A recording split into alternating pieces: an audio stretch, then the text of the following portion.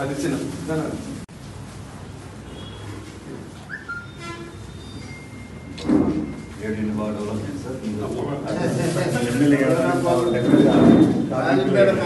First మాధ్యమం మేమే ఉన్నాం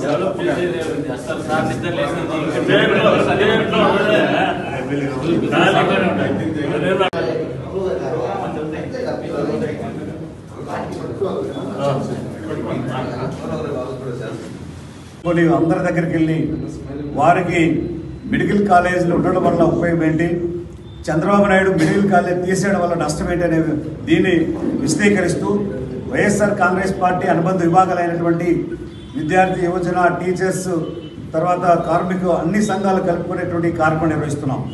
ముఖ్యంగా మనం వైఎస్ఆర్ ట్రేడ్ యూనియన్ ఆధ్వర్యంలో రాష్ట్ర వ్యాప్తంగా రేపు అనగా 27వ తేదీన మేము కూడా కార్మికుల దగ్గరికి వెళ్ళాలని, కార్మికులకు సంబంధించినటువంటి సంతకాల సేకరణ చేసి ముఖ్యంగా మెడికల్ కాలేజీలని ఈ రాష్ట్రంలో ఈ దేశంలో కూడా ముఖ్యంగా వైఎస్ జగన్మోహన్ రెడ్డి గారు సీఎంగా ఉన్నప్పుడు ఒక్కసారిగా 17 మెడికల్ కాలేజీలను తీసుకొచ్చిన ఘనత జగన్మోహన్ రెడ్డి గారిది.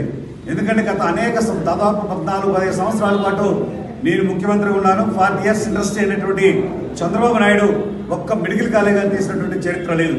కాబట్టి ఆ మెడికల్ కాలేజీలను తెచ్చినటువంటి కేంద్ర ప్రభుత్వంతో ముఖ్యంగా ఇప్పుడు ఎన్డీఏలో ఉండేటువంటి ముఖ్య భాగస్వామి అయినటువంటి చంద్రబాబు నాయుడు ఇంకొన్ని మెడికల్ కాలేజీలు తీసుకురావాల్సిన బాధ్యత చంద్రబాబు నాయుడుది. అలా కాకుండా ఎన్డీఏకి మేము దాంట్లో భాగస్వామి కాకపోయినా ముఖ్యమంత్రిగా ఉన్నప్పుడు జగన్మోహన్ రెడ్డి గారు 17 మెడికల్ కాలేజీలు తీసుకొని వచ్చారు. ఈ 17 మెడికల్ కాలేజీలు తీసుకొని 5,000 సీట్లు పైగా పేద బడుగు బలహీన వర్గాలైనటువంటి విద్యార్థులకి ముఖ్యంగా మెడికల్ డాక్టర్లుగా తయారు చేసినటువంటి ఘనత మన రాష్ట్ర ప్రభుత్వం ఉంది. ఎందుకంటే అనేక మంది ఈరోజు విద్యార్థులు రష్యాకో చైనాకో ఇతర దేశాలకు వెళ్ళి డాక్టరేట్ కావాలని ఎంబీబీఎస్ చేసుకునే పరిస్థితి ఈరోజు చూస్తున్నాం.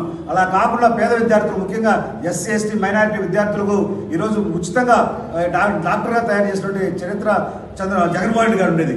కానీ జగన్మోహన్ గారు చేసినటువంటి 17 మెడికల్ కాలేజీలు 5 మెడికల్ కాలేజీలు ప్రారంభించడం జరిగింది. ఇంకా దాదాపు ఈ 2 సంవత్సరాలు కలిపి మిగతా కాలేజీలు ప్రారంభించేటువంటి అవకాశం ఉండేది.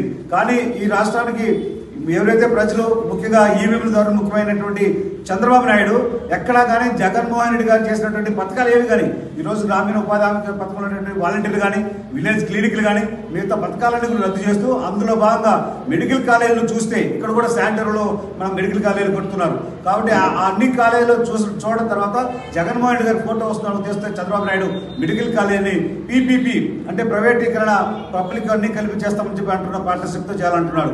కానీ ఈరోజు పబ్లిక్ ప్రైవేట్ పార్ట్నర్షిప్ అనేది కేవలం ప్రైవేట్ వారికి వాళ్ళకి సంబంధించిన ఎలక్షన్లో డబ్బులు ఇచ్చినటువంటి కొంతమంది పెట్టుబడిదారులకు మాత్రమే మెడికల్ కాలేజీలు అప్పచెప్పాలని, ఆ మెడికల్ కాలేజీలు అప్పచెప్పి కోట్లాది రూపాయల వాళ్ళకి అప్పచెప్పాలని చేస్తున్న చంద్రబాబు నాయుడు ఆ పద్ధతిలో ఈ మెడికల్ కాలేజీని ప్రైవేటీకరణ చేస్తున్నారు.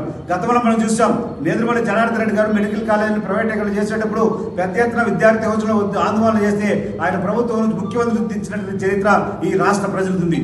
అదే పద్ధతిలోనే చంద్రబాబు నాయుడు గారు ఈ మెడికల్ కాలేజీలోనే ఉద్యమాలతోనే తన ప్రభుత్వానికి దించేటువంటి బాధ్యత ఈ ప్రజలు అనుకుంటారు.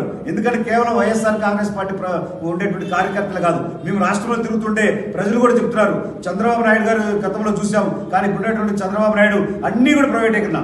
హైదరాబాద్ విజయవాడలో ఉన్నటువంటి ఒక కోట్లాది రూపాయలు వాల్యూ చేసినటువంటి ఒక ప్రభుత్వం సంబంధించినటువంటి ఆర్టీసీ బస్టాండ్ని దాదాపు కొన్ని వేల కోట్ల రూపాయల బస్టాండ్ని లూలు అనే దానికి కేవలం ఎకరా రూపాయలతోనే అక్కడ ఇవ్వడం జరిగింది. అదే విశాఖపట్నంలో కానీ మల్లాపల్లి ఉన్నటువంటి సెజ్లో కానీ అన్ని కూడా లూలు అనేటువంటి కంపెనీకి ఫ్రీగా ఇస్తున్నాడు. అది ఒకటే కాదు, టోటల్గా అన్ని వాళ్ళ పార్టీకి సంబంధించిన ఎమ్మెల్యేలకు ఎంపీలకి ప్రభుత్వం భూములన్నీ కూడా ఈరోజు అమరావతిలో కూడా భూములు 1 రూపాయికి 2 రూపాయలకు ఎకరాలు అమ్మేటువంటి పరిస్థితి చంద్రబాబు నాయుడు తీసుకుని వస్తున్నారు.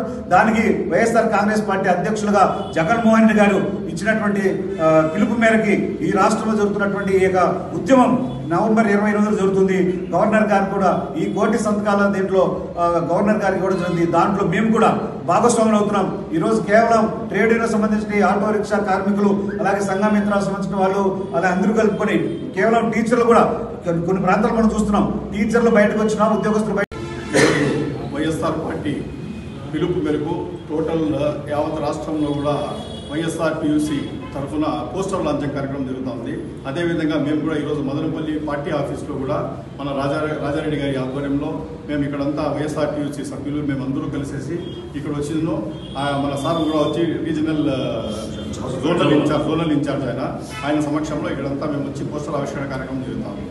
ఒకటి నేను చంద్రబాబు నాయుడు గారికి ఒకటే చెప్తున్నా, మీకు అన్ని వర్గాల వాళ్ళ దగ్గర నుండిగా వ్యతిరేకత వస్తుంది. ఈవెన్ వైఎస్ఆర్టీయూసీ వాళ్ళు కూడా ట్రేడ్ యూనియన్ వాళ్ళు చూసుకోండి, రైతులు చూసుకోండి, విద్యార్థులు చూసుకోండి, అన్ఎంప్లాయీస్ చూసుకోండి, అన్ని వర్గాల వాళ్ళు కూడా మా కుమ్మడిగా ఒకే ఒక మాట మీద ఉన్నారు. ఏమంటే ప్రైవేటైజేషన్కి వ్యతిరేకంగా ఉన్నారు.